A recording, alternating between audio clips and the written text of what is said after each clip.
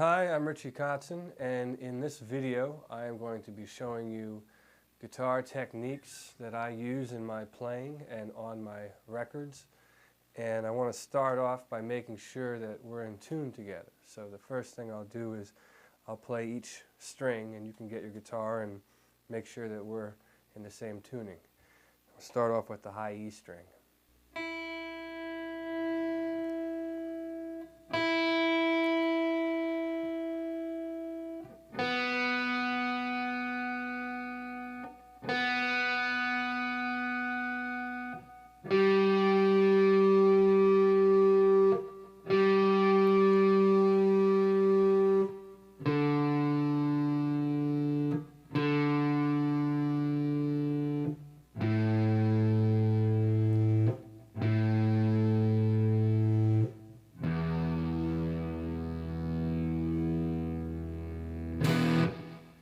As far as my improvement, basically I've been playing the guitar for a long time now. I started out when I was 7. I started taking lessons officially. I was 7 years old.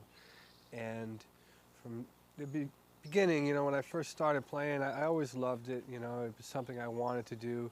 I loved music, and the guitar was always a great outlet for me.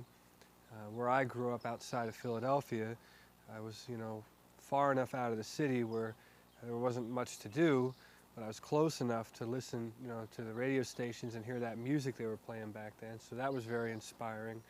A lot of R&B and the Spinners and that sort of thing influenced me as a guitar player and as a musician.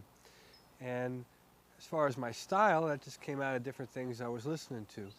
I would listen to rock bands like Van Halen and that sort of thing, but at the same time, I was listening to the Spinners and Stevie Wonder and that sort of thing. So I have those kind of influences that come out in my playing, and then also it leads down to the sort of jazz influence. I wouldn't consider myself a jazz musician per se, but I have that influence and that sort of rock fusion influence from bands like Return to Forever and that sort of thing.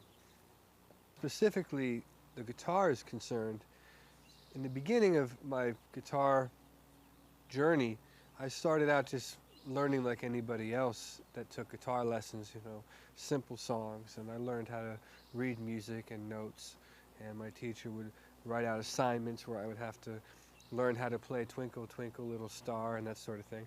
And then eventually it turned into him teaching me about theory and chords and how they related to each other and how scales related. And then by that time, I might have been 10 or 11, I started listening to records and listening to things that I liked, and I would try and figure them out.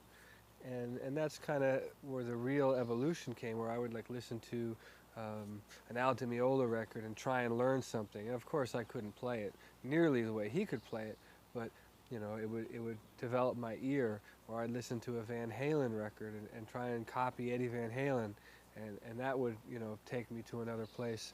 And then eventually I started playing in bands and playing with other musicians. I always tried to play with guys that were older than me and that knew a little bit more. So by doing that, I was able to learn from them and pick up on the things that they had already learned through their experience. And then I sort of would feed off that and then move on to the next. And I was lucky in the sense that I've always been able to get in positions where I'm playing with musicians that have had more experiences than me and been, a little bit ahead, down the line. Even if it's, and not always musically, not always musically superior, but maybe they've played in musical situations that I've never been in, and I can learn from that. So there's always something to learn, no matter, who the musician is. You can always pick something up. So it's good to pay attention to that.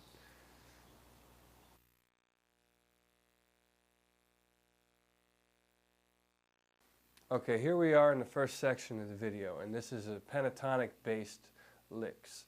Now in my playing, and especially in the rock style of guitar playing, you've got a lot of things that you'll play that'll be based around a pentatonic scale. Even in jazz and obviously the blues, a lot of the note sequences or things that you play on a theory level will come out of this pentatonic scale. It's basically a 5-note scale. And what I want to do is start off by showing you the scale in the 5 different positions. In other words, starting off each note of the scale. And what this will do, it'll enable you to use the entire neck of the guitar when you solo. Because what happens is a lot of guys, when they're playing, they'll start soloing and they'll get caught up in an area of the neck. And whatever they're playing, you know, how complicated or simple, they can get stuck in that certain section of the neck. But you got to remember, you got all these notes available to use. So the first thing you want to do, and this is true with any scale that you learn, you want to be able to play it in any position. That way, you know, you're able to utilize the entire neck. And then eventually what will happen is those positions will become a second nature for you, and you won't be thinking in terms of scales at all. You'll just be thinking in terms of melodies and rhythms, which is ultimately, when you're soloing and improvising, how you want to be thinking. You don't want to be thinking about, okay, I'm going to use this scale and then I switch to that scale. That's not the way you should play music. You want to be thinking in terms of melodies and rhythms and hearing what you're playing in your head and translating it onto the guitar. Before you get to a place to do that, sometimes it takes years, sometimes some guys get it right away, you got to learn the fundamentals. So I'm going to start off with this basic fundamental of the pentatonic scale. So the first position, we'll do it in E, because that's a popular guitar key. And we'll start off like this.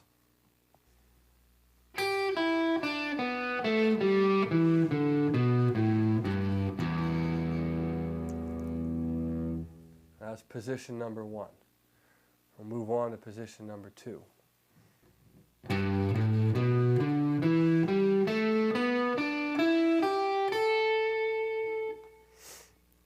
Moving on to position number 3, starting from the 3rd note of the scale, which is A. And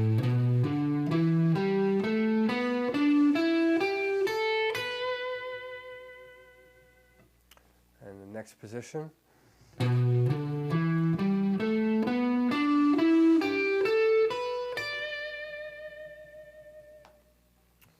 Next position.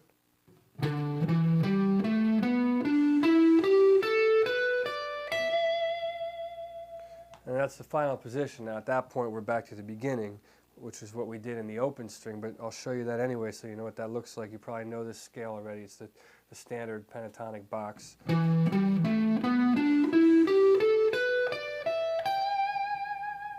Now as far as the fingering, you know, you can finger it however you feel comfortable. I'm not one of those guys that thinks it has to be fingered this way, because sometimes you come up with your own way of fingering things and you can play things that you normally wouldn't have played. So, you know, you can go 1, 3, 1, 3, all the way and play the whole thing with these 2 fingers, or you can use your 4th finger. You know, logically, it makes sense that you would use your 4th finger on the 4-fret spreads and use your 3rd finger on the 3rd fret spreads. But that's, I'm going to leave that up to you.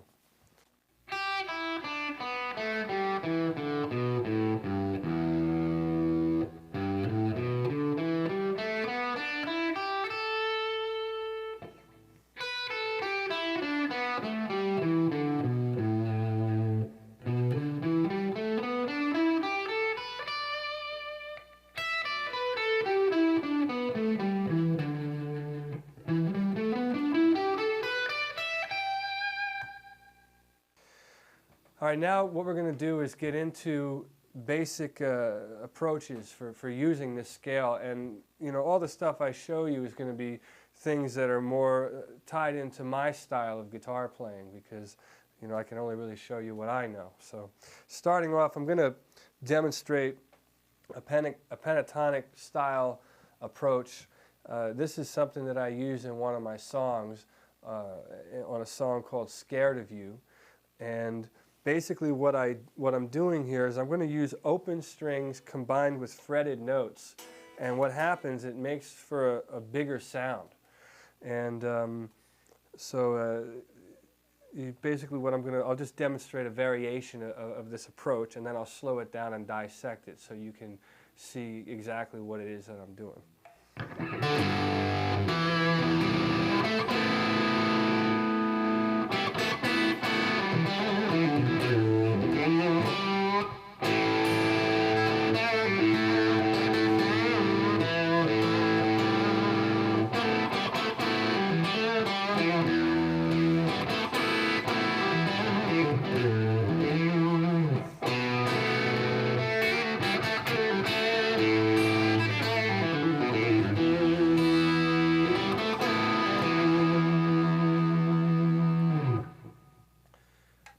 Okay, now the reason I'm showing you that is basically to demonstrate this open string pentatonic technique. And this works really well, obviously, in the key of E because it's a guitar key. The guitar is tuned naturally to open E and open B here. So basically what I'll do is I'll kind of slow down and dissect what I'm doing here.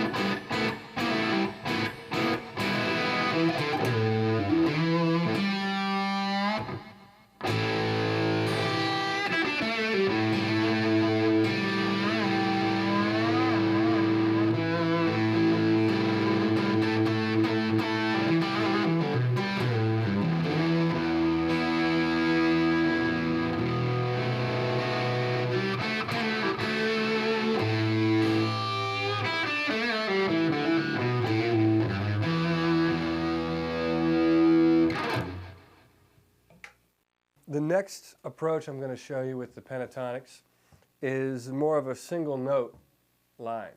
And this lick is going to go across the strings. We're going to tune down the low string to a D. And this lick is off of another song of mine, actually, called I Can Make You Happy. And it's a real straight pentatonic scale lick. What makes it unique is the way the notes are phrased. They're sort of phrased and grouped in fives, in five-note groupings. 1, 2, 3, 4, 5. 1, 2, 3, 4, 5. And so I guess basically what I will do is play this fast, and then I will show it to you slow so you understand how to do it yourself.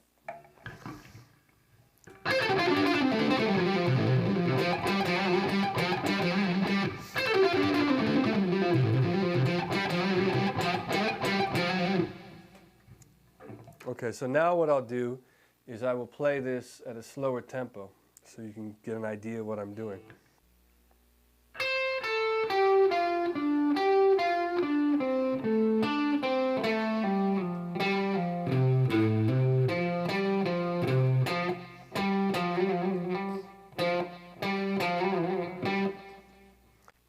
I want to talk to you a minute about the right hand approach on this particular phrase, the way I'm picking it.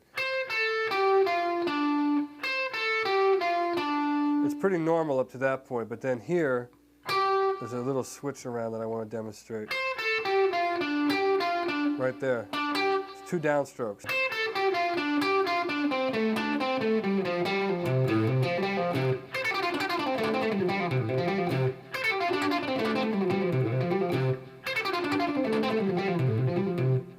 And at the end, I'm not really picking anything at the end.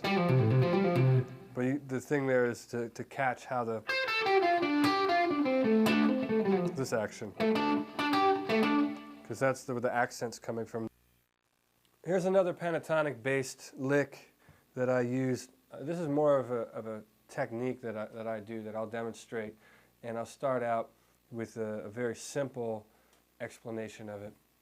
And what it is, it involves barring and sliding. So you're sort of barring with your first finger. And for those of you that don't know what that means, that's simply when you play more than one string, you know, on the same fret, like that. So I'm barring. We'll start out in this position. I'm barring on the 12th fret, and so we're getting the notes B and E right there. And what I'm going to show you is this sort of a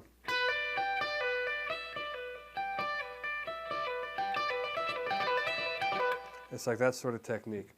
And I'll play it at a faster speed so you can get the idea, and then I'll slow it down for you.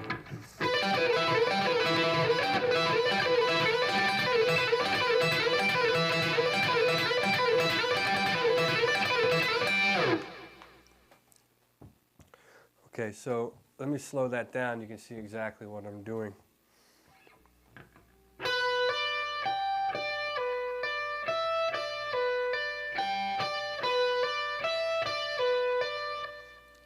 Okay, that's the first part of it.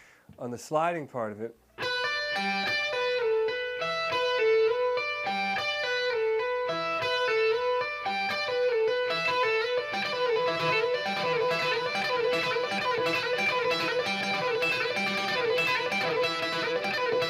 all right, now what I'm doing here, when I get sometimes in these higher strings,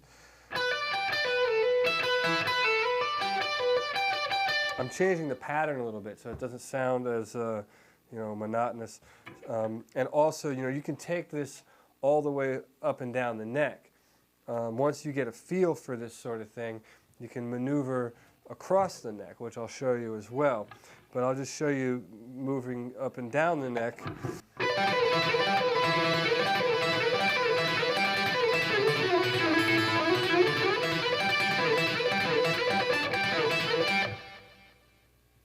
Slow.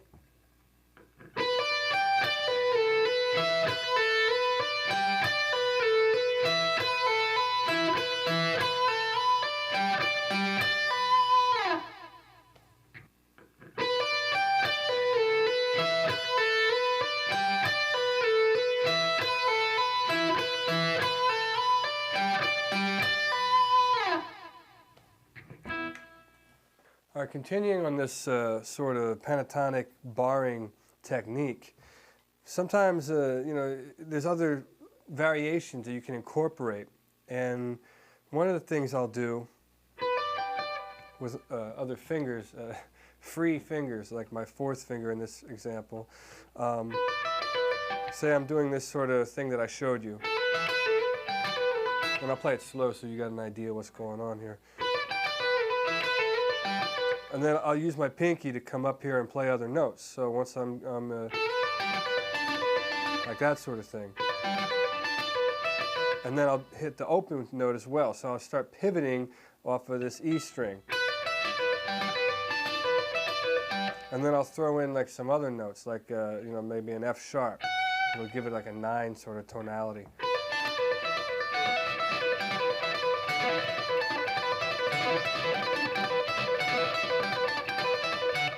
Turn it up.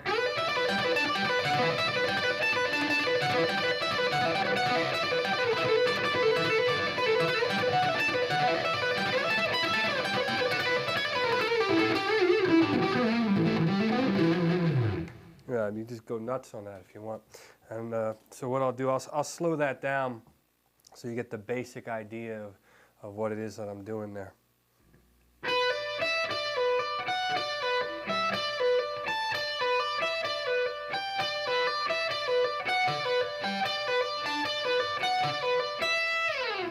Okay, so now what we're going to do here is continue on with what I just showed you and apply that to more of this sort of barring, you know, pentatonic technique. And you know, when I say barring, I'm talking about, you know, this sort of thing. Now, what we'll do, so far we've just been dealing with 2 strings, and we've been hanging out up here in this neck, in this area on the neck. you know. Now obviously you can take that to any two strings. You know, you can move to the third and fourth string. Right? But what I'm going to show you is how to go across and incorporate more than two strings, because you don't want to be like, you know, a two-string Johnny here stuck on the two strings. So basically what we're going to do is go back to this original position, and instead of just using the top two strings, we'll incorporate the third string. And I'm going to show you at a more higher speed how I utilize that, and then I'll break it down for you the same way I did the other licks.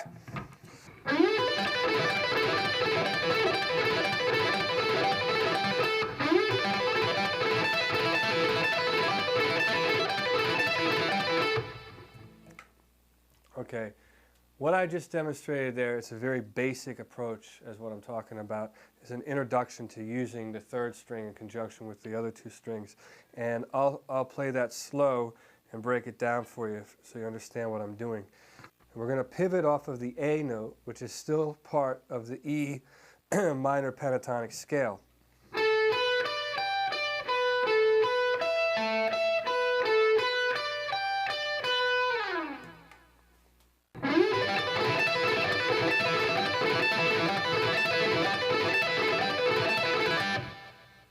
Slow.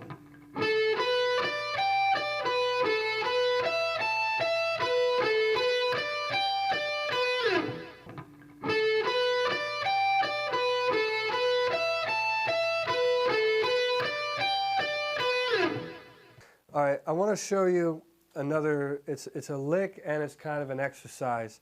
And what this will do, it'll get you used to the idea of going across the strings with this sort of barring, hammering, picking, you know, pentatonic thing that we've been doing here in this part of the video.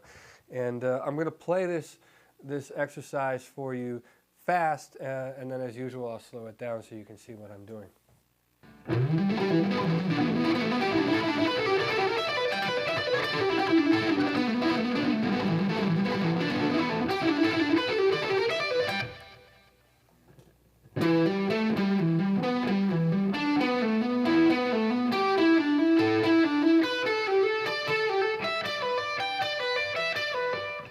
Coming down.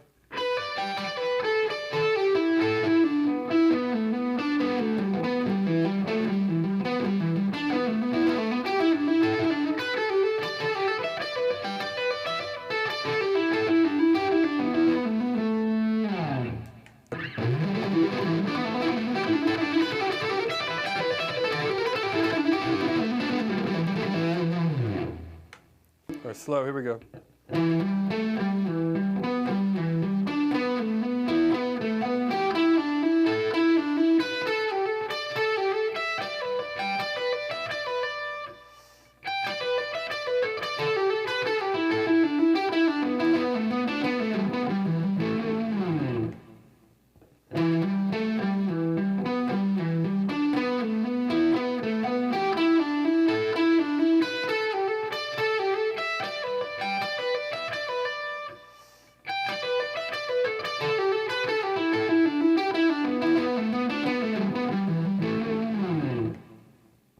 So now you have all those little pieces showing you, the basic essence of the technique and how I approach it. Now what we're going to do is put it into a more realistic type of a situation. Like I'm going to show you an actual lick where I use all those techniques, but I'm going to go all the way down the neck and use the whole neck and all the positions. You know, earlier we learned the pentatonic positions. So here, this is going to show you how to go all the way across the neck, staying within the pentatonics.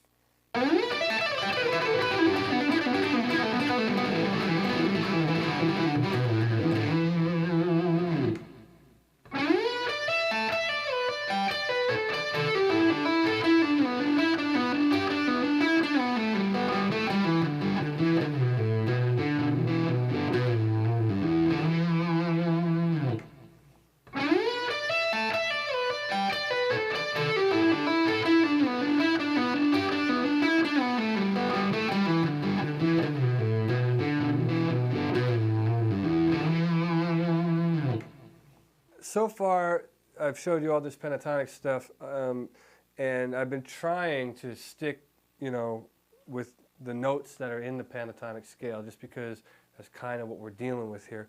But in a real musical setting, you know, you don't play like that. You don't sit and say, okay, I'm just going to use, you know, this scale. At least you shouldn't be playing like that.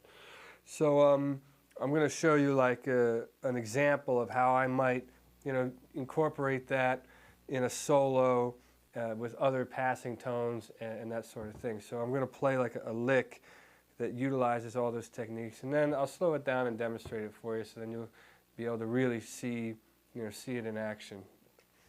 All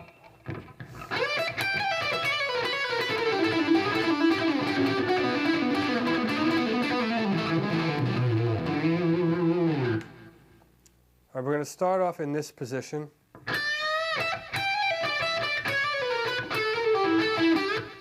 So that's like the front of the lick. And then we go into this sort of... And here's the key part where we slide down.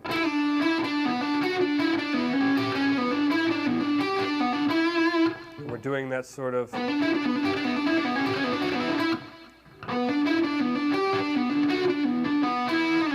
We're in there doing that sort of grouping, and that's a different pentatonic shape. So we're already incorporated two of the pentatonic positions. And then we slide down.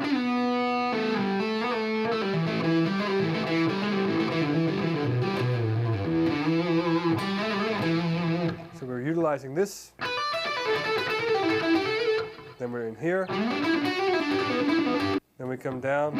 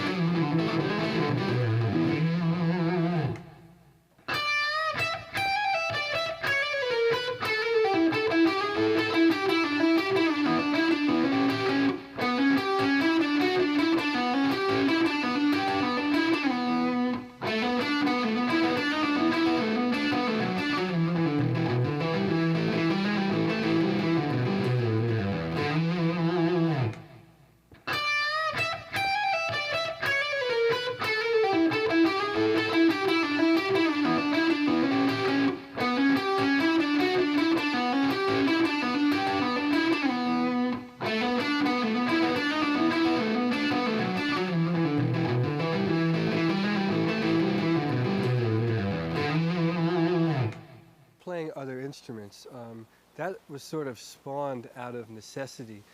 You know, like I said before, you know, where I lived, I was too far from the city to walk to somebody's house, you know, to necessarily get, you know, other music, to get into the network. So I would sort of, when I made my recordings on my 4-track, I would have to do everything on my own. So I would play the drums and play a little beat.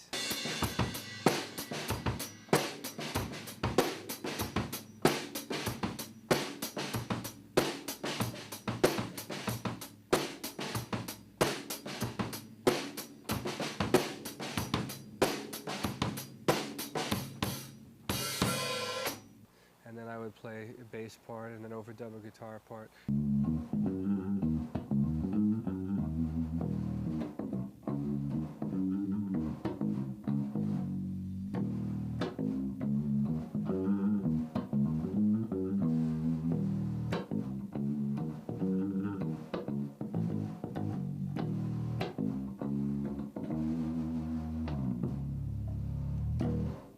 And a piano part or something.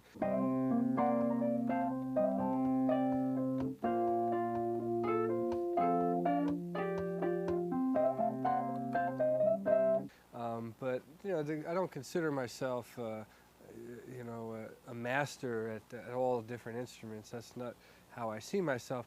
I consider myself musically inclined. That's how I would put it. And I think that I excel as a guitar player. That's my strong point. And then, you know, and also probably under that would be, you know, singing and that sort of thing. And then by, you know, my records, like you were asking me, I play the drums and play the bass. I've always had a love for the bass guitar, and I've always listened to the bass in music, you know. and the guys like Bootsy Collins and Stanley Clarke and those kind of players, that's the style of bass playing that always kind of grabbed me as a young kid, you know. And so when I pick up a bass, I kind of want to emulate those guys, you know. But it just comes, the multi-instrument thing comes out of necessity. A lot of times I'll come up with an idea, and it'll be too late at night to call a drummer to come over and play, so I'll jump behind the drums and mic it up. It might take me 15 tries to get it the way I want it, whereas a real drummer would come in and do it in 1 or 2 takes. But you know, at the end of the day, I get what I want, and you know, it's fun for me to do that. I enjoy doing that. It's creative, and it's not the only way I work, but it's one way that I like to make my recordings.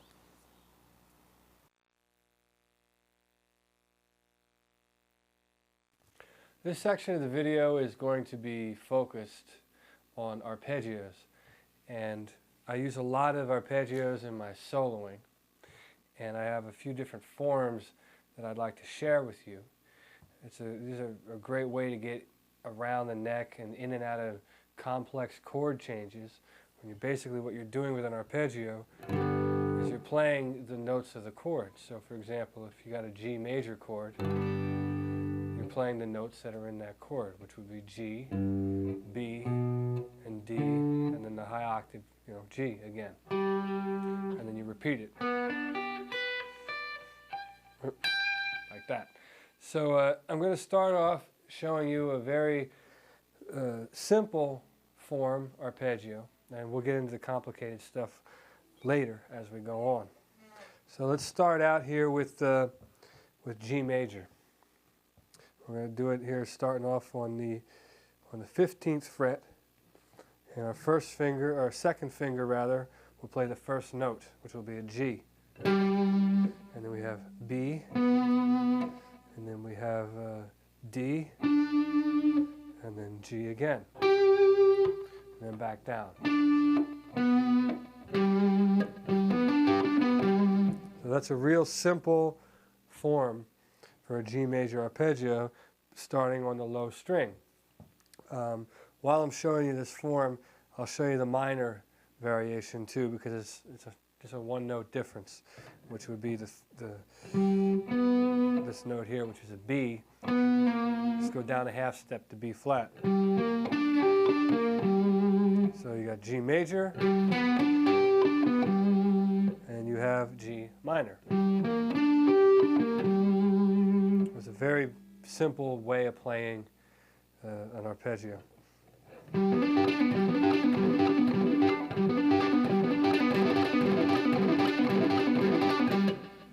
All right, now that you have seen that sort of fingering for an arpeggio, I'm going to show you another fingering to play the same arpeggio. Now, this is a fingering that I use a lot to get around when I'm doing solos. It's the same notes, except it's a different shape. And this shape allows you to achieve different results, which you will notice as this section unfolds. So let me show you this particular shape. So we're starting, instead of with our second finger, we're starting with our third finger. And we're starting on the same string, same note.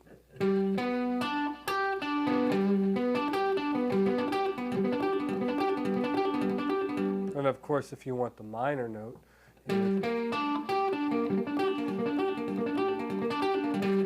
the shape becomes a little different because you're taking a B down to a B flat. But essentially, it's the same sort of thing. Now, I'm going to show you later on how valuable this particular shape can be, and you'll recognize it in some of the more complicated licks that I show you later on in the video. I know I showed you the particular shape starting on the 6th string, and of course you're going to want to play these arpeggios on other strings, not just limited to starting off on the lowest string of the guitar. But before I show you these other shapes, I also want to make you aware of how easy it is to change these arpeggios around. So for example, I showed you a regular G major shape. But if you didn't want to, if you wanted to add some other tonalities, it's very easy to do that by simply changing certain notes. Instead of going G, B, D, G, if I simply lower that note a half step from a G down to an F sharp,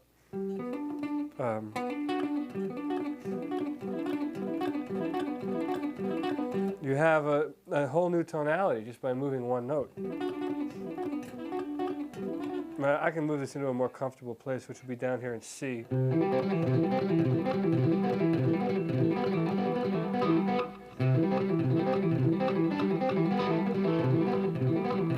Actually, that's an exercise I could show you. I'll show you that. We'll use that as an exercise. I just kind of came up with that on the spot. So now this is a very spontaneous video all of a sudden. You have a C major arpeggio, and then we flatten that note.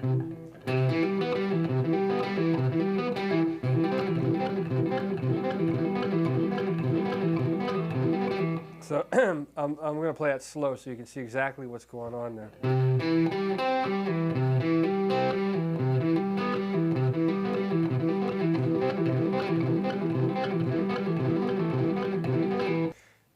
You can obviously do this in a minor form as well.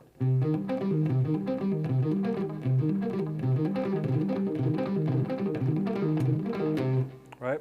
So there's major and minor with incorporating major 7 and minor 7. Okay, so now I've demonstrated to you major arpeggios, minor arpeggios, major 7 and minor 7, all based upon starting on the low string. And also, before I forget too, there's another, in the other shape, the second shape that I showed you that starts from the low string, this one, and we'll move it down to C major where we were a minute ago. Remember that shape I showed you earlier? Well, it's just as easy to make that like a major 7. And it's major 7 because I'm adding the 7th note of the, of the scale, which is a B.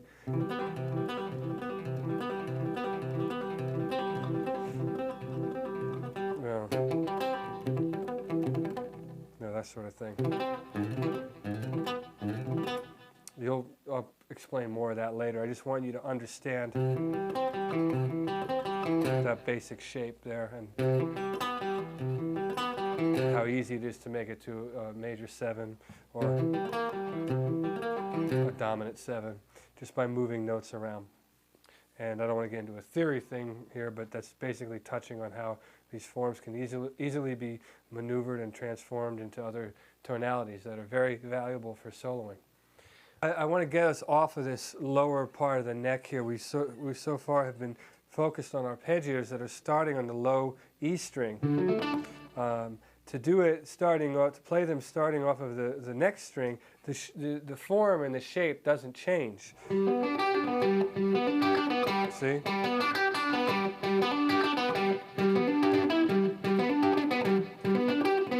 So it doesn't change. But once you get to the 4th string, it changes because of the way the guitar is tuned. So for example, to play a G major arpeggio, one way of playing it off the 4th string is to start this way.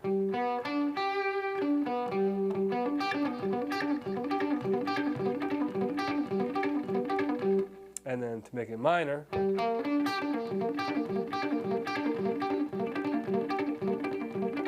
you just drop that note down. So you have major and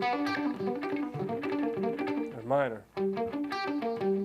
And then once again, you can also do what I showed you earlier by adding other notes, make it major 7, for example, which would be like this. Which is actually the same shape as this shape, but because of the way the guitar is tuned, it sounds different because you're playing different notes. So I'll let you mess around with those shapes and you can discover some other arpeggios on your own.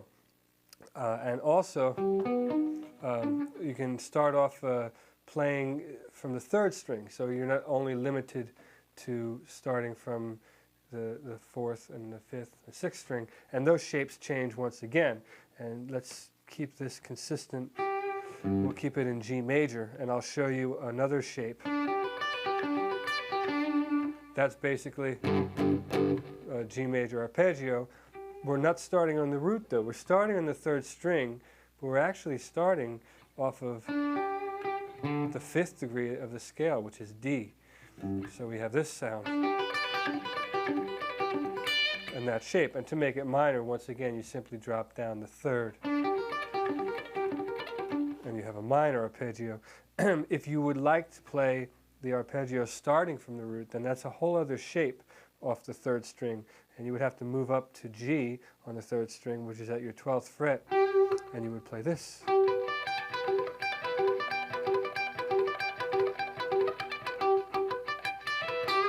And then you have a G major arpeggio starting from the root. I'm going to show you now an exercise, basically, and we're going to string together the first arpeggio shape that I showed you starting on the low string.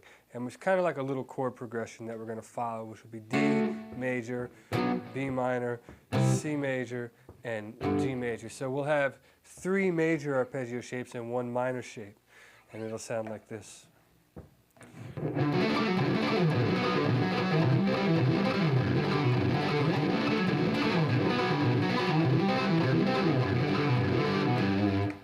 Okay, now I'll slow that down so you can hear what it is that I'm playing. And sometimes it's hard to play that real clean, so what you want to do is practice it slow, which sounds like this.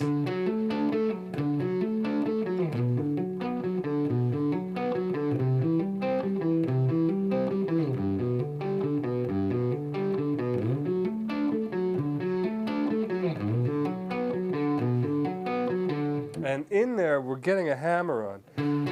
This is, we got pick, pick, and then that's our hammer on.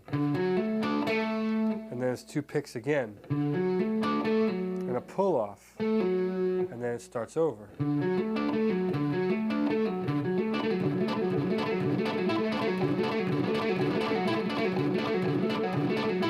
And actually we find a lick in there, don't we?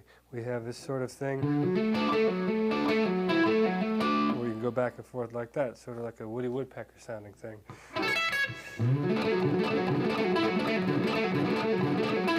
And then once again, you can speed it up.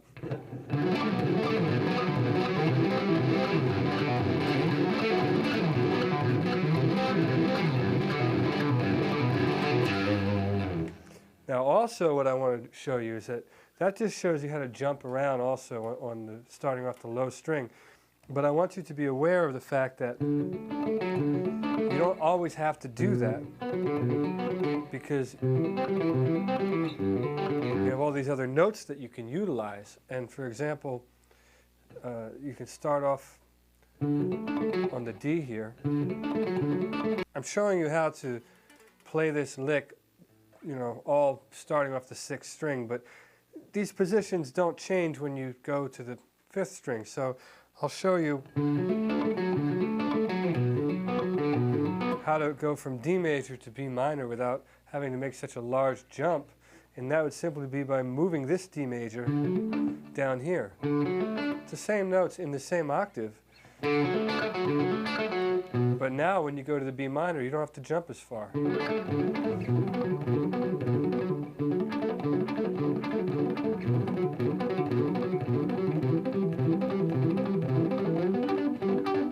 Here, I'm going to go up to the G, the high one.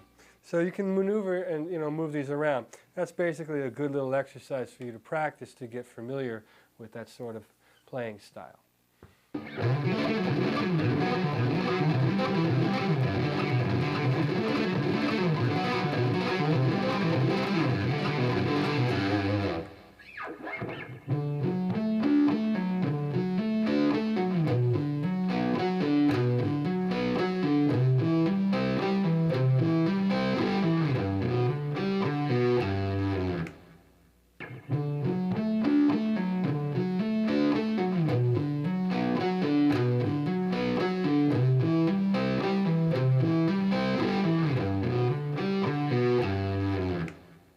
All right, so now I'm going to show you another exercise very much like what we just did, only starting with the other shape that starts from the 4th string.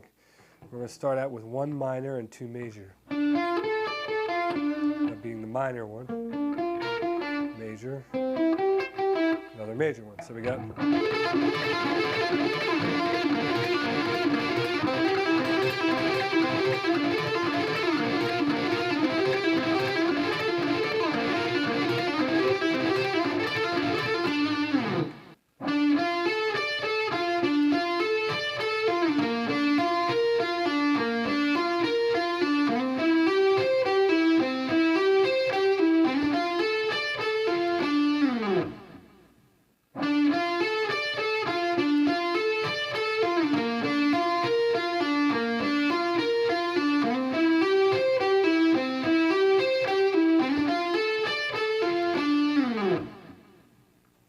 and we can do that same sort of thing on the higher strings as well.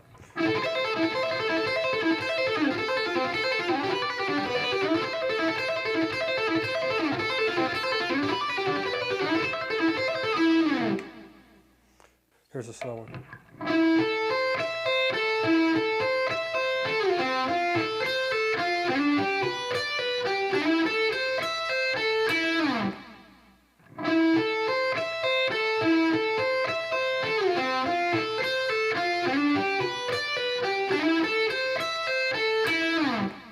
Okay, here's another exercise for these arpeggios, and it shows you how to take them across the neck. And the final shape, the way it ends, it's a new shape that I haven't showed you, but it's still another way to play a G major arpeggio. And I'll show you that shape first.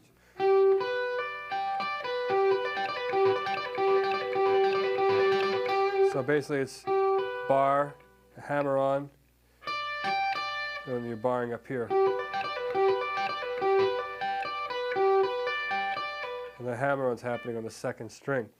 So now I will show you the complete exercise.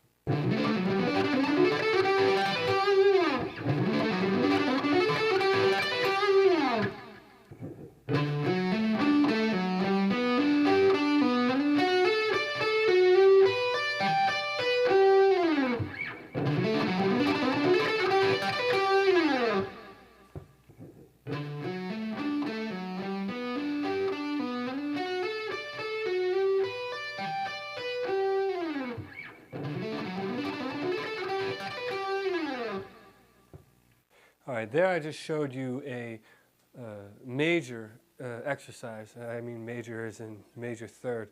That takes the arpeggios across the strings. Of course, you can do that in a minor way as well, and I will demonstrate that for you.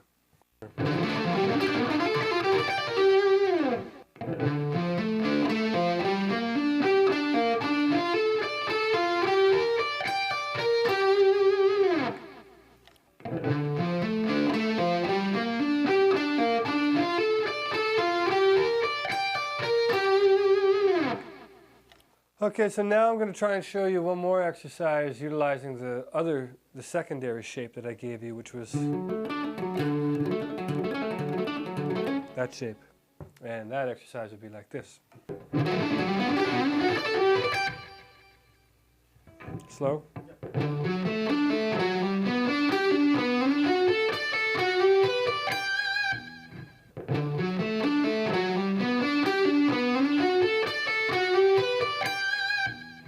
So now I'm going to show you a more advanced sort of exercise technique involving arpeggios, and it's kind of like linking them together in a chain. And we're going to go over a chord progression. So you would have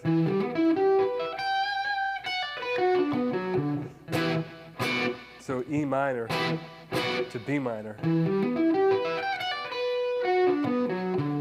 then we'll go C major to G major. That'll be the end of it. So it would sound like this.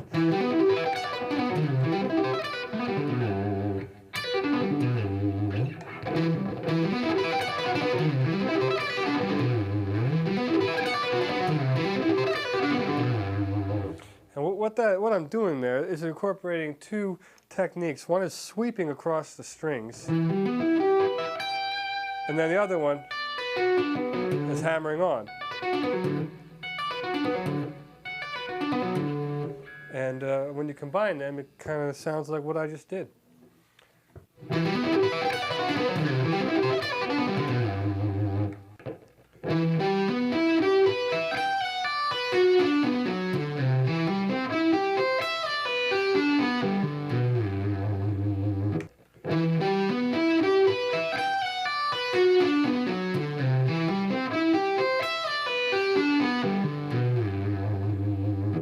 Okay, I'm going to show you another arpeggio-based lick on the higher strings.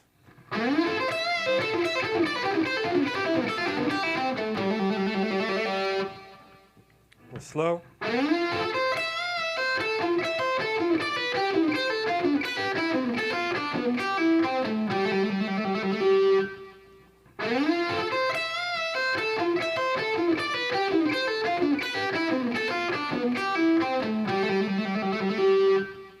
Okay, here's another arpeggio that's higher up on the neck that I can show you, and it goes like this.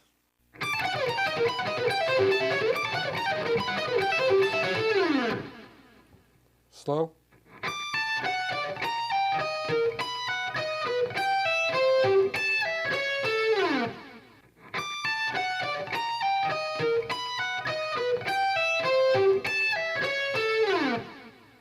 It shows that I've been in a lot of different musical situations.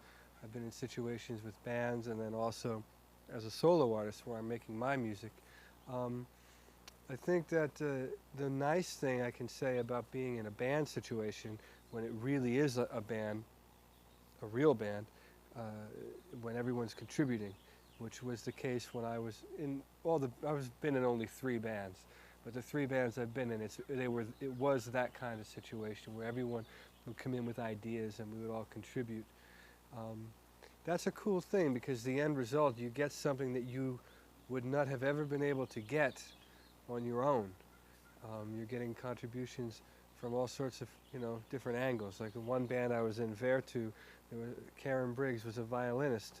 And she would come up with all kinds of great ideas that were coming from her perspective, which to me was new because I had never been in a band with someone that played the violin. So I didn't, it was coming from a different angle for me. And I loved it. It was great. Being in a band like Poison, these are guys that write, or have written hit songs. They know how to craft a great song so that the average person can sit down and listen to it the first time and want to hear it again. And I learned a lot from being with those guys on that level. And then also the other band that I was a part of, Mr. Big, kind of had a little bit of both. They had the element of how to write a song that was a hit, like a To Be With You type of song, which was a big hit for Mr. Big. But then also you got Billy Sheehan, who is an incredible bass player, who adds that aspect, and for a guitar player, you go, oh no, there's someone else here that I gotta keep it together because if I don't, I gotta keep up with this guy.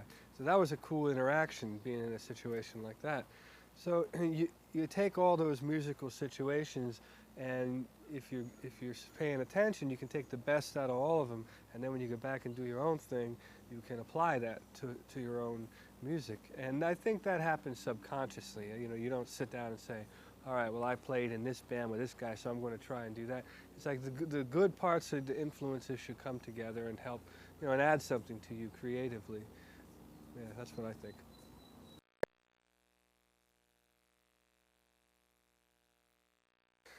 Okay, this section here I'm going to show more scale-oriented licks. I'm also going to demonstrate some exercises that will help your legato technique and strengthen your left hand.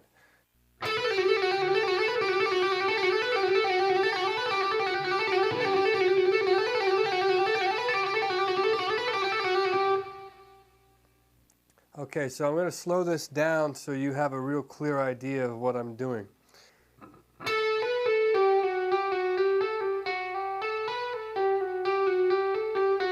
So it's...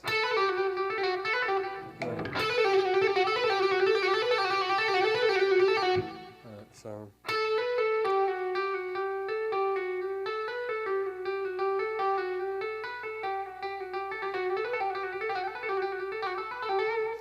And so what's happening here on this lick is I'm incorporating a slide to actually play the note as well as a hammer on.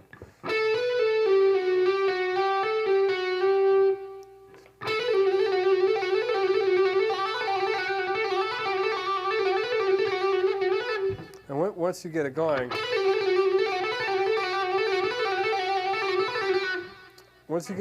you don't pick it at all. You know, it's just strictly depending on the strength of your left hand to hammer on those notes and pull them off and slide in and out of them.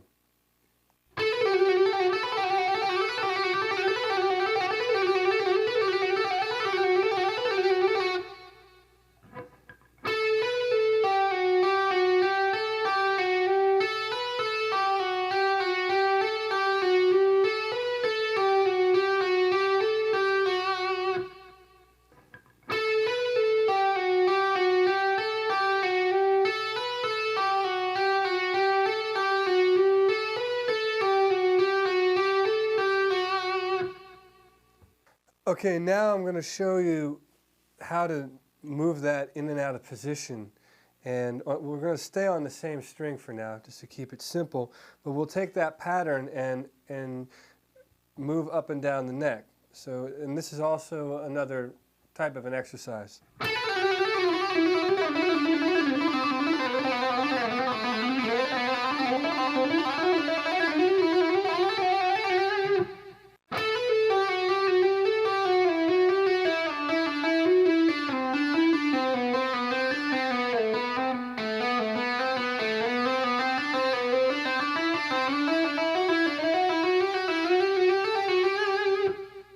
Now, one thing I want to explain about that sort of thing that I'm doing, call attention to the fact that I'm sliding in and out of notes.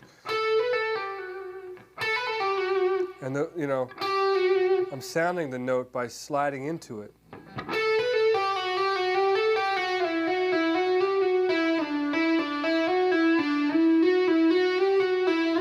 Let's see.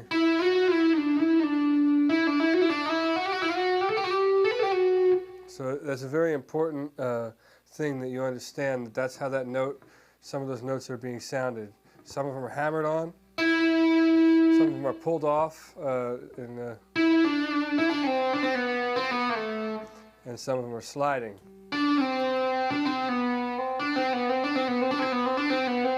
Actually, I want to show you one more exercise, even simpler than what I've showed you already.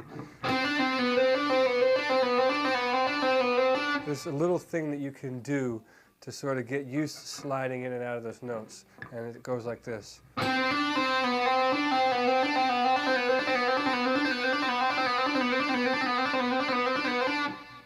And you can practice that over and over, and that will help you get used to that sort of motion.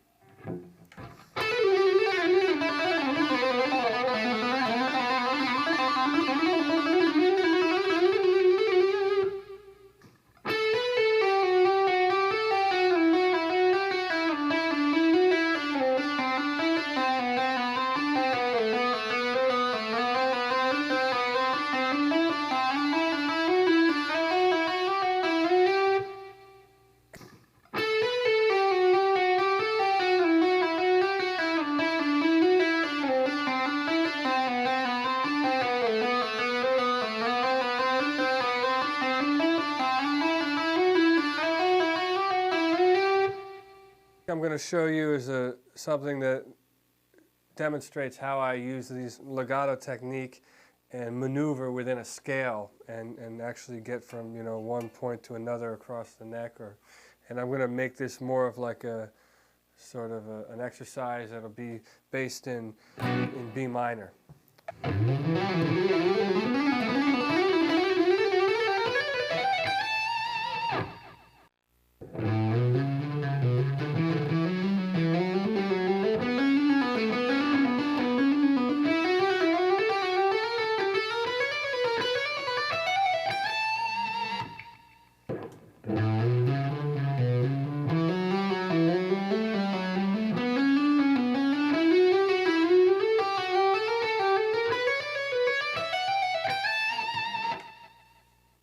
I'm going to show you basically the same lick, only in a different key. It'll be like based around A major.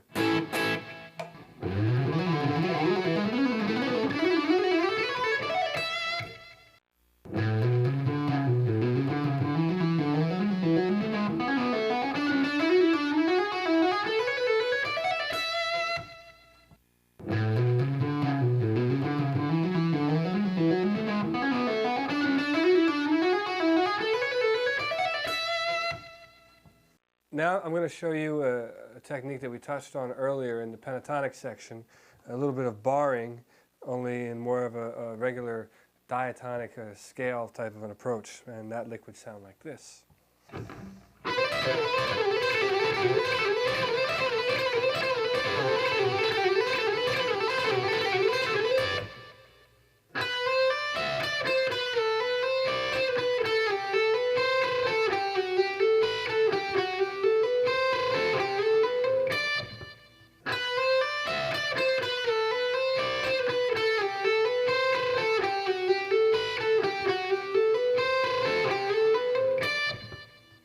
Okay, so now what I'm going to show you is a lick that incorporates all the techniques that we talked about in this section, the sliding, the hammering on, and moving across the strings.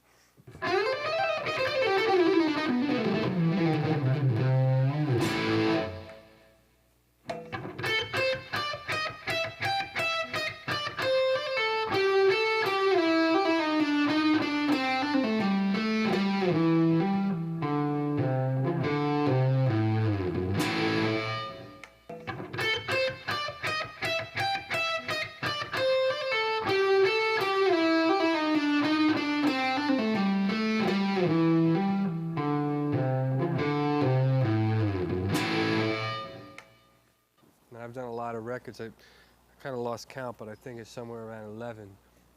I started making solo records when I was 18, so I had a lot of time to experiment. I think that's kind of why they're all so different. In some ways that has worked for me, and in a lot of ways it has worked against me. But I think what it is a documentation of my evolution, per se, as an artist or as a musician. On my first record, it was strictly about the electric guitar in more of a heavy metal approach, but like a hyper extended heavy metal, like really complicated, difficult, not ordinary. The average guy playing guitar wouldn't be able to play a lot of that music. That was the idea behind the record that I made, the first record, and there was a couple guys like myself that were making those kinds of records back then, and the idea behind that kind of music was for it to be heavy and aggressive, but very sophisticated, so that the average person would not be able to play those songs. That was what we were trying to do. And people like me and Jason Becker or Marty Friedman, that was the objective back then. And then after you do a record like that, or one or two, then you move into other things. For me, I kind of went back to wanting to be a singer and write songs, and I tried to do that on my second record. I probably wasn't as well versed in that area because I didn't devote as much time to it. But then after a while I started getting into that sort of thing, and I was more interested in singing than I was in playing the guitar. So by the time I made my fourth record, I was more focused on my songs and my lyrics and stuff I wanted to say artistically with my song, not so much with my guitar. And then I would go back and forth, and then the next time I would make an instrumental record, it would be more on a jazz fusion level, and that's the record I made called the Intergalactic Fusion Experience, where I had Jeff Berlin come in and play bass on a few songs, who I've always been a fan of him, and Greg Bissonette, who's an amazing jazz drummer, came in and played drums for me on that record. And that was my take on like a fusion style, like those bands that I used to like I said before, like a Return to Forever and Mahavishnu Orchestra. Those were my bands, you know, back in the day that I really liked to listen to, and so I tried to like pay tribute to those bands with that record. And then I went back again to the vocal thing, and I've always been into R&B and soul music, probably because of where I was, you know, raised in the area that I'm from. And so I would try to pay homage to that music, and I did Wave of Emotion, which was a rock record, but it had a lot of R&B influence, and it was my thing. And I think it took me a while to finally come into a style that's my own as a solo artist. And I think I did that on the last record I made, which was a record called Slow. And on that record, I think I really was able to combine all those influences that I have been into, like the jazz and the hard rock and the soul music and, you know, the blues-oriented stuff. But, you know, at the heart of what I do, I like I said earlier, I consider myself musically inclined. You know, I think, and I excel at playing the electric guitar. You know, and I think that is at the core of everything that I do. Is that I am a guitar player. You know, that's like my vehicle. You know, is the guitar.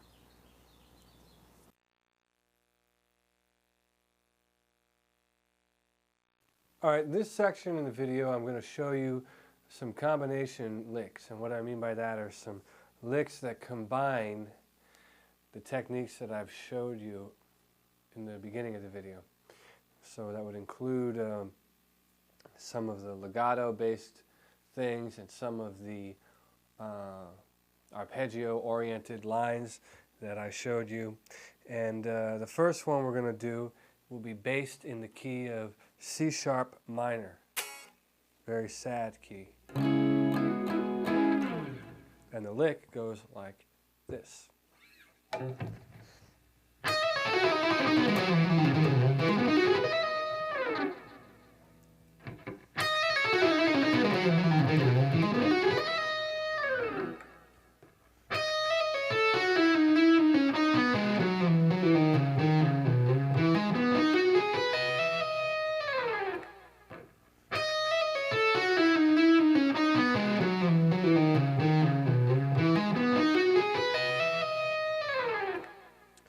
I want to point out a few things on this particular line that I showed you, and that is in the beginning, this sort of thing, I happen to use a lot.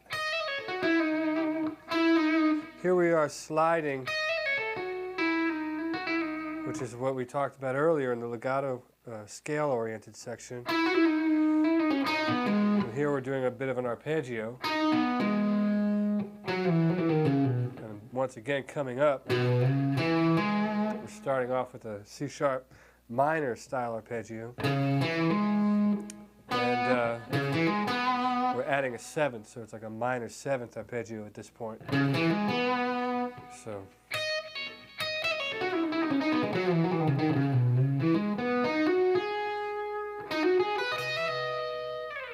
you can kind of see why that lick falls into what we're calling the combination licks.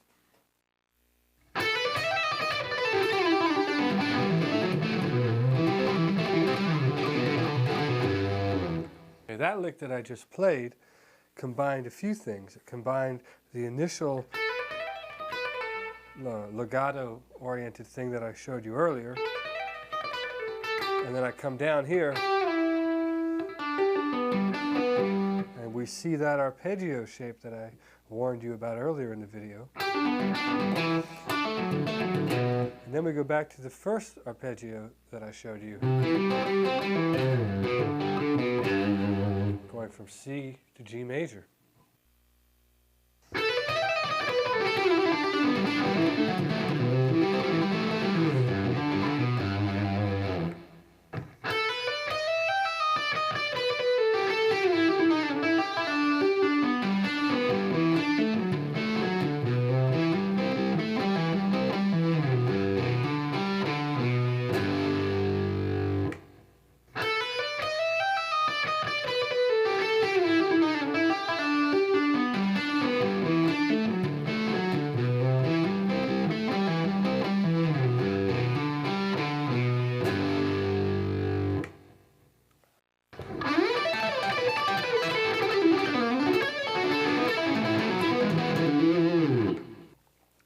Okay, the lick that I just played involves the pentatonic barring technique,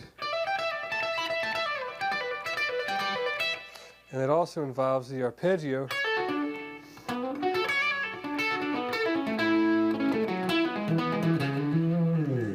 and it involves sequencing the arpeggio.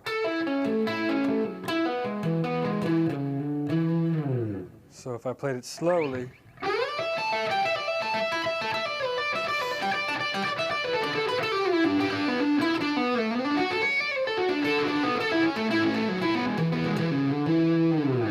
you have something that sounds like that.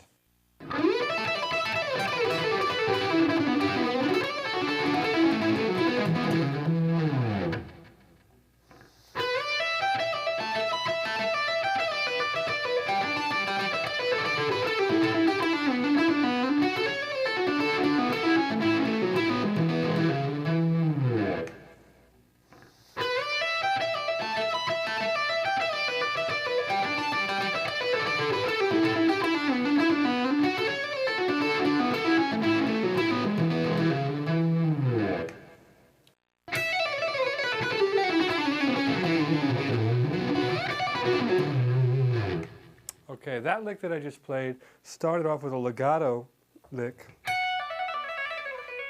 which I showed you earlier, and I worked my way through B minor, hammering and sliding, which is another technique I showed you, and I slid down into a B minor arpeggio.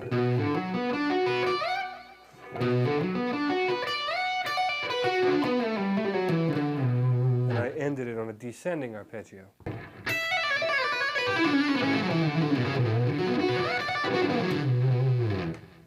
Slowly.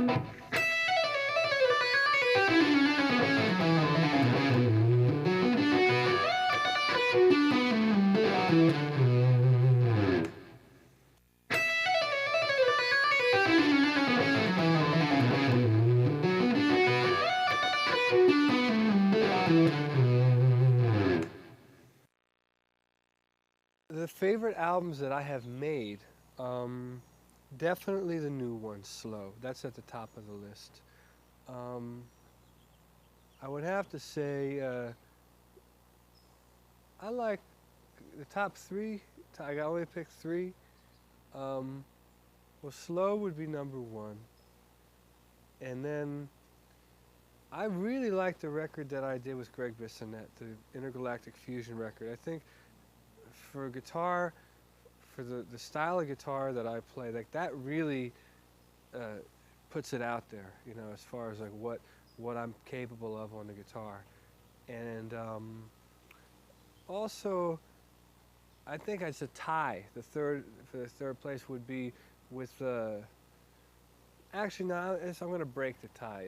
I think the third record would be Mother Head's Family Reunion, only because that record, I was so into what I was doing then. You know, I really was into what I was doing, and the songs meant a lot to me, and the people I was playing with, you know, Atma Noor played drums on that record, and he is someone that's always been close to me and very influential as a musician, and so that would probably be number three.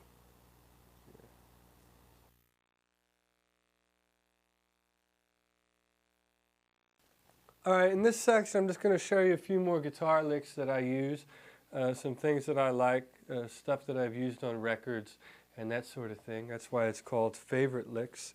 The first thing I'll show you is sort of a wide interval line that I use this type of thing a lot in my playing, and it goes like this.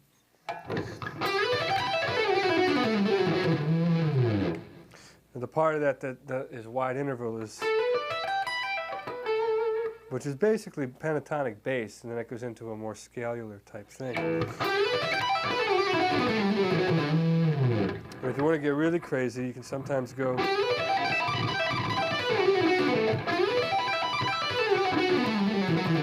you add that extra note up top. It's another trick. And I'll play that slow so you can kind of see what I'm doing.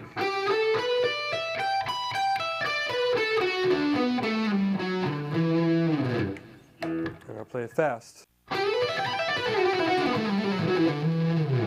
was fast, now slow.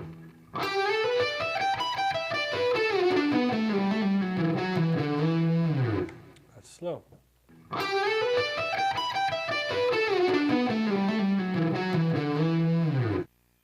Okay, here's another favorite lead of mine, and basically what this will demonstrate is how I personally string together arpeggios.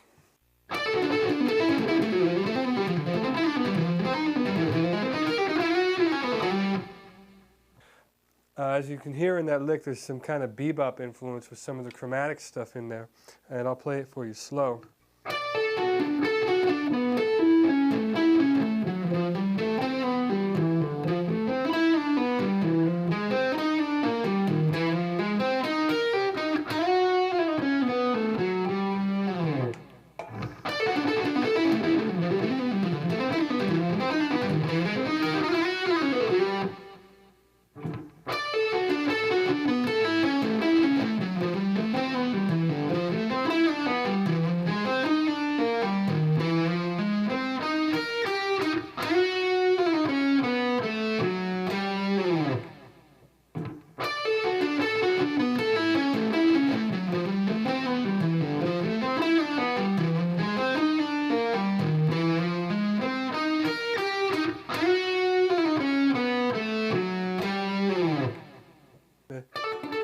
Okay, so that passage that I just played,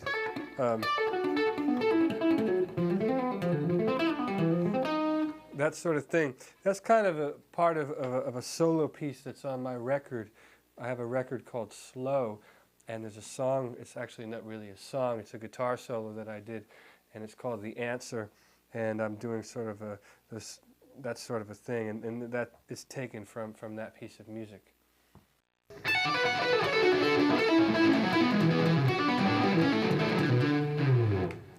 Okay, that lick that I just played is another arpeggio style of lick, and it's also taken from the same piece of music from the same record.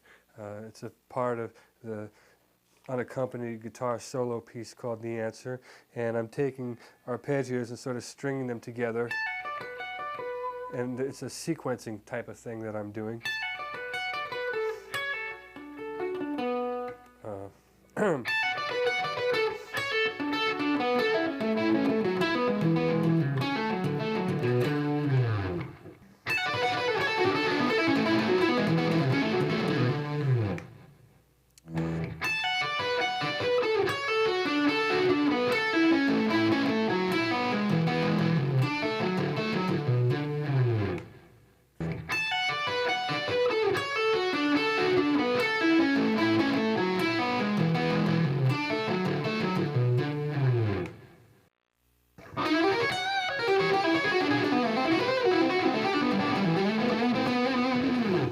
Okay, that lick is a very typical kind of thing I would do, even though it sounds kind of bizarre.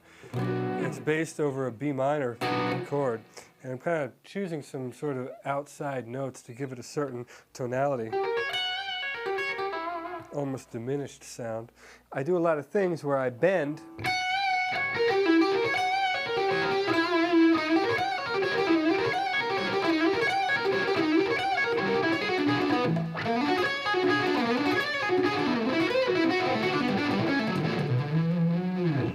And I sort of take the same kind of shape and kind of move it around and make sure I'm playing notes that actually work within the chords. And it kind of creates a cool effect. So I will play that slow for you so you can see what I'm doing.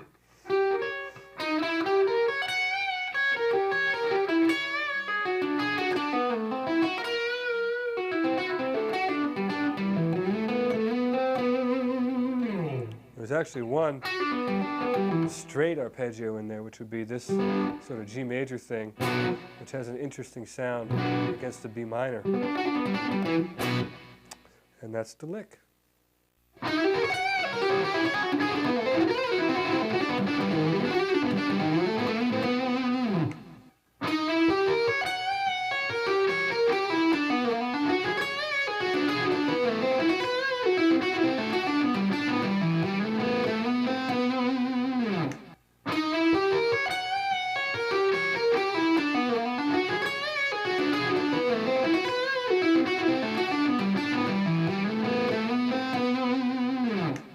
Now I'm going to show you a few rhythm-oriented licks that are from some records that I've done. And the first one is from Motherhead's Family Reunion.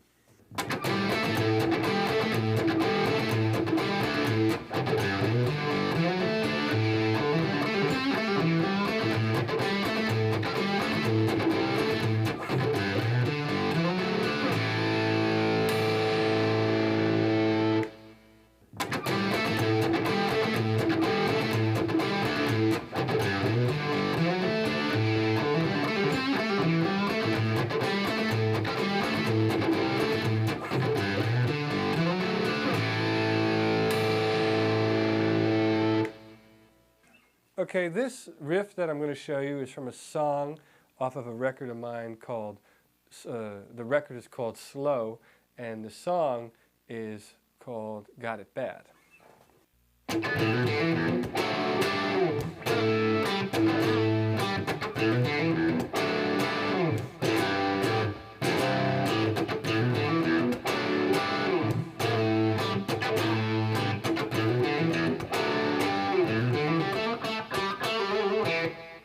Okay, so that lick incorporates a few typical Richie Kotzen rhythm moves, and what I would call typical is this sort of thing, where I'm kind of letting this string ring open, and I'm doing that with the low string.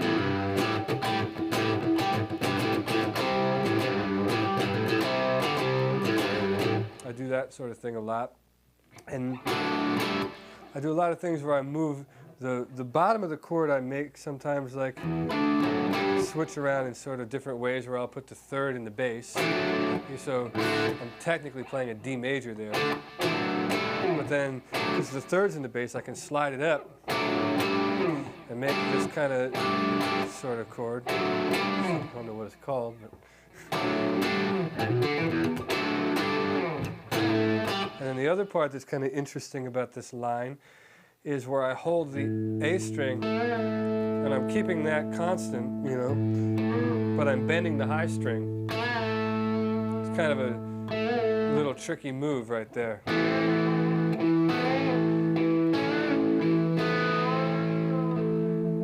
can do all kinds of things there, like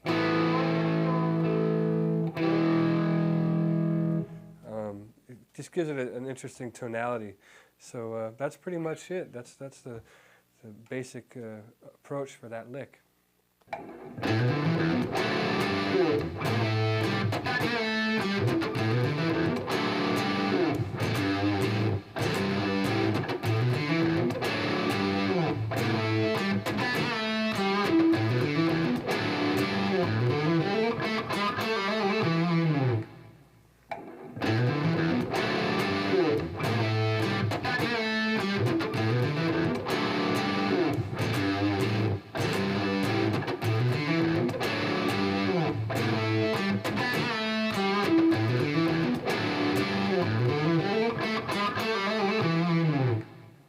This lick is from a song on my first record called Squeeze Play, and it's based on the odd time signature, and it's also using open strings, kind of an interesting riff.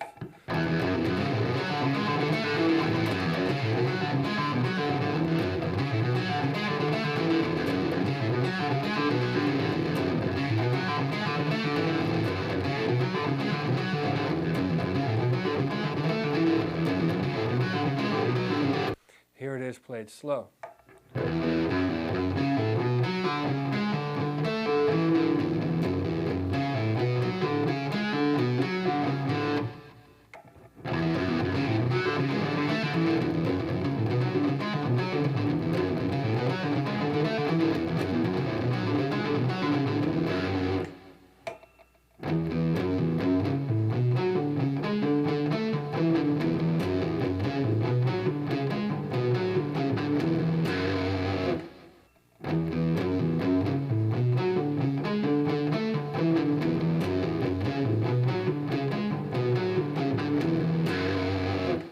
Here's one more rhythm-oriented lick that's from a song of mine called Socialite.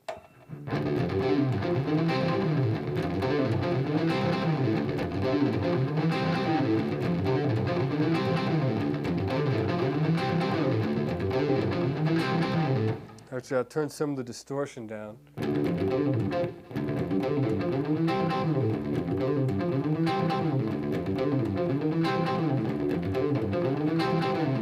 It's a very difficult line because you have to play it on guitar and on bass. So whoever's playing bass there has to be able to keep up with the guitar lick.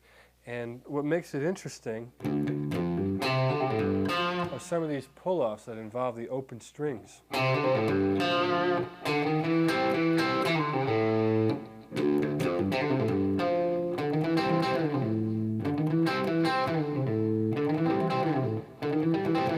Now when you play it fast, That part almost comes off as a gliss, but really what's happening there is that.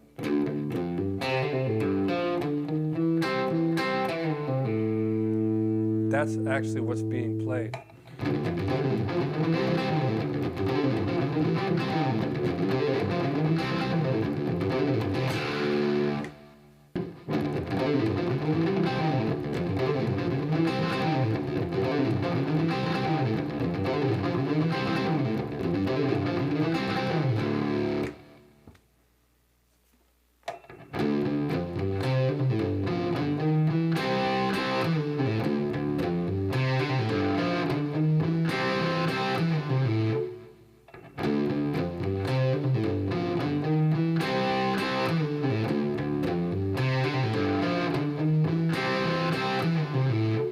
My three favorite records from other artists would be Stevie Wonder, Talking Book, because that record I remember as a kid.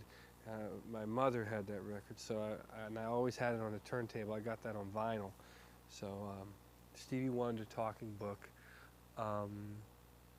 Let's see, what other records did I listen to a lot? There was a Black Sabbath record that I used to play all the time, and I don't remember the name of it because it was a double album, and when you open it up there was a woman inside of it in a coffin. I think it was called We Sold Our Soul for Rock and Roll. I think that's the record, and it had the song in there, had NIB on there. It must have been like a greatest hits. It was some kind of record. It wasn't like the record that was the original record that they had all the songs, because NIB was on there, Sweet Leaf, and they had the song called Changes. I'm going through changes. It's a really cool song on the piano. So that record I used to play all the time. And let's see, third record. Oh, I know what record I used to play a lot was an Iron Maiden record, Number of the Beast. Yeah, I used to play that record all the time. That was like in my heavy metal stage. I'm just thinking of records that I played a lot, you know, and totally different kind of records I just named, but yeah, those are the ones.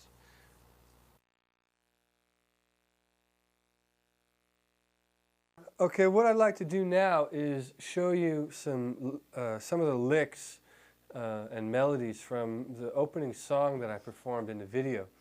The reason I want to do this is because I think this shows, it really sums up all the techniques that I spoke about in the video, and it shows how I personally use them in my day-to-day playing style. You know, I can sit here all day long and show you licks and those sort of things, but they're still just licks, where now what I'm going to do is actually show you things that I've played within songs and, you know, used all these techniques. And what happens is all this stuff becomes more subliminal, and the objective is to be able to play, like I said earlier, you hear something in your head and you translate it to your hands and it just comes out naturally. You don't want to be thinking about any of this when you're playing. But here are some licks from the opening song, which is called Flashback.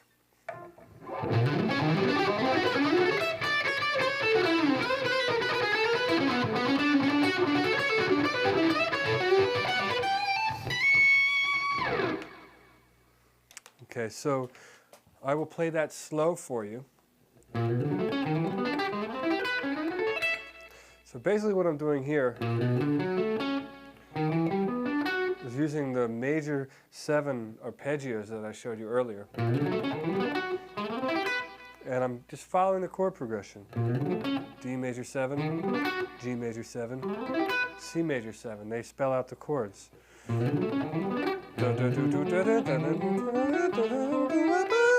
And I'm actually hearing that melody, even though it's so fast, it's kind of funny to call it a melody. But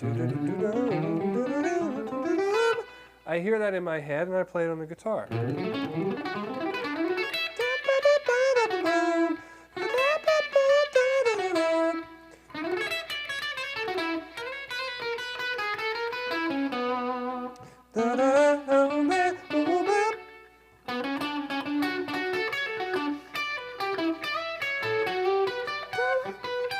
So I can't sing that high, but you can see where I'm going with this. So when you hear those chords and that progression, I hear that melody, and that's what I play.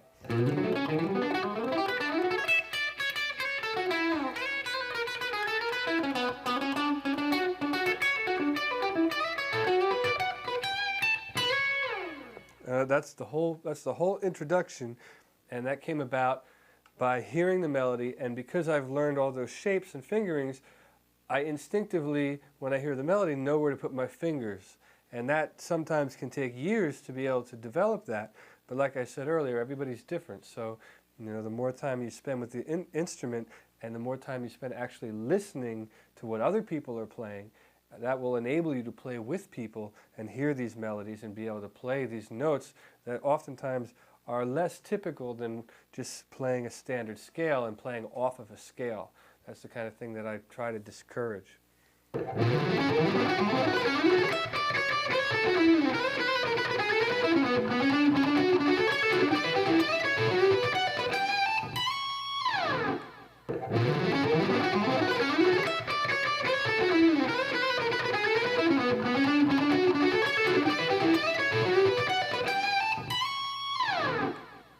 Okay, here's another lick from the song.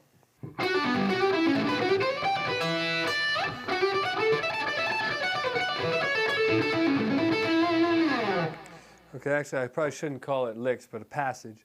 And the reason I'm showing you this one is to see how you can kind of move these.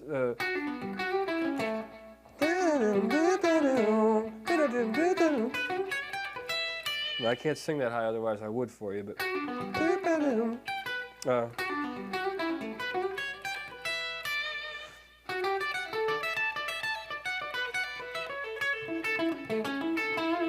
See, I'm using all those kind of arpeggio shapes and those notes that we talked about, but when you play them as melodies, they don't sound like scales.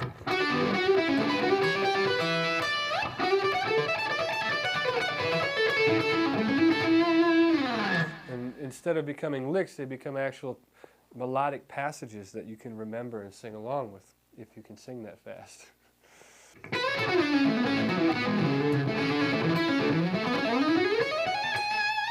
So that passage there that I just played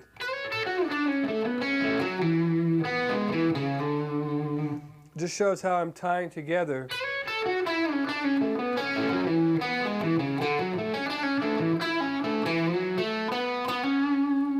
just totally tying together all these different shapes.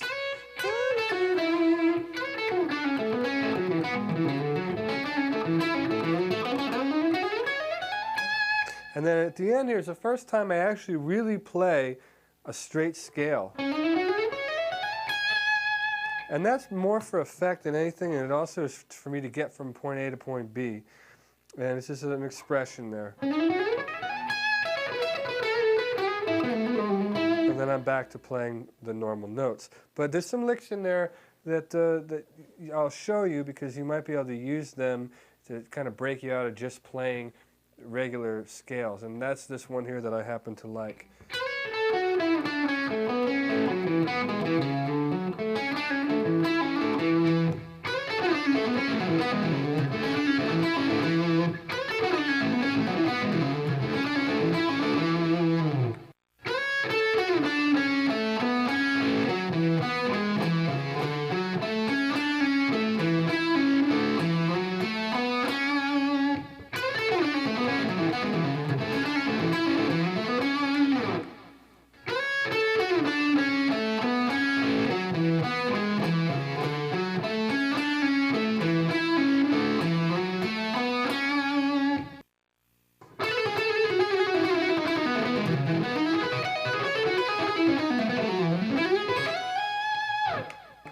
Okay, that lick that I just played is sort of like what I play at the end of the solo in this song, and it's my reason for showing it to you. It does combine some of the things we talked about earlier, the more scale-oriented things into the arpeggios. And it's more, you know, when it's played as a stream of conscious, as a complete thought, you don't realize, you know, oh, I'm playing a scale, or oh, it's an arpeggio. But by showing it to you that way, you can see how they all kind of mold together and become just a playing style.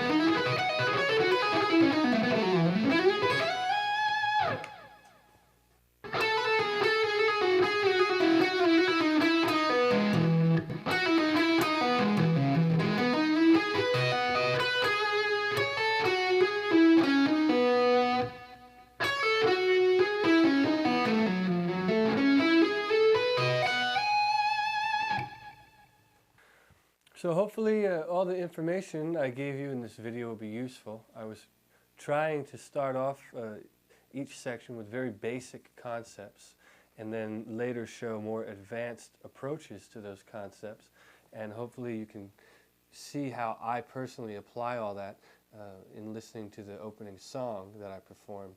And that's it. Probably the next time you see me I will be on stage somewhere performing live.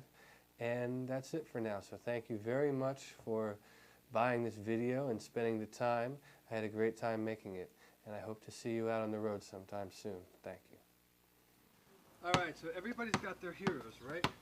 And the only way to get as good as your hero is to practice, practice, practice.